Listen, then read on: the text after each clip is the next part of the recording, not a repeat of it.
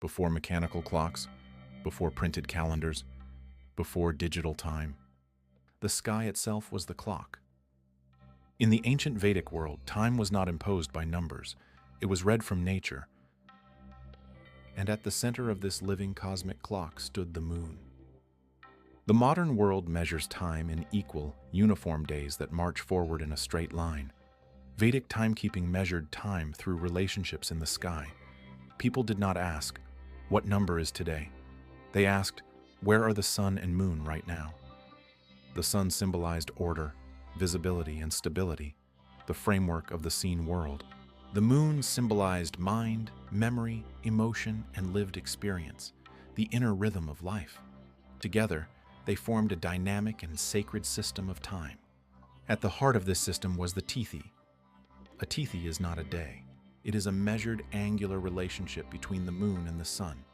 Imagine the sky as a perfect circle divided into 30 equal parts. Each part is one tithi, 12 degrees of separation between sun and moon.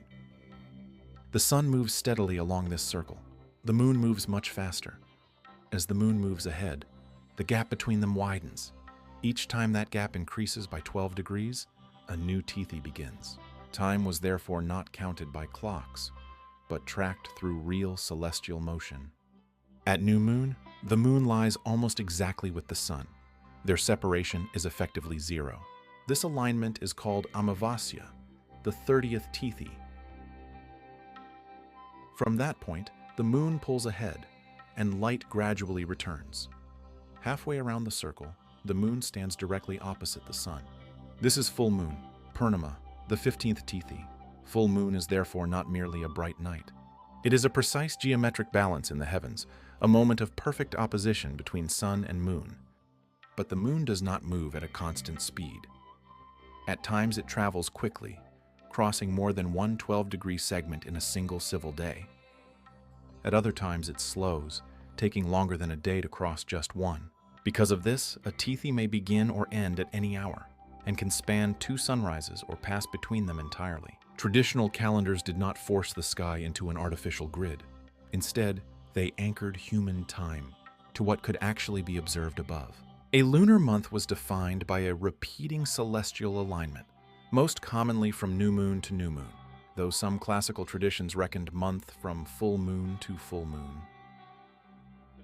12 such lunar months formed a year. Each month took its name from the star near which the full moon appeared, tying the calendar directly to the visible night sky. In this way, the moon marked days, named months, and shaped the rhythm of the year. Yet a purely lunar year is shorter than a solar year. Without correction, festivals would gradually drift through the seasons. To preserve seasonal harmony, an additional month was inserted when required. This was called Adhika Māsa, the sacred leap month. Technically, this was added whenever the sun remained in one zodiac sign for a full lunar month. Thus, the moon maintained the rhythm of time, while the sun maintained the order of the seasons. Together, they balanced the calendar. This system was not only astronomical, it structured everyday life. Festivals, fasts, and rituals were timed by tithis. Temple calendars followed the lunar cycle. Agricultural practices were tuned to lunar rhythm. People lived with waxing and waning light, growing during the bright fortnight, releasing during the dark fortnight, resting at new moon, and celebrating at full moon. Time was felt as a breathing cycle, not experienced as a rigid line. Solar time moves forward. Lunar time moves in circles, reflective, cyclical, and ever-changing. The tradition trusted the moon because human life itself is not linear. We move through phases, clarity and uncertainty, expansion and contraction, engagement and withdrawal. To live wisely was to move with this rhythm, rather than against it. In the end, the Vedic lunar calendar was not invented in abstraction. It was observed in the sky, traced in light, and carried by the moon.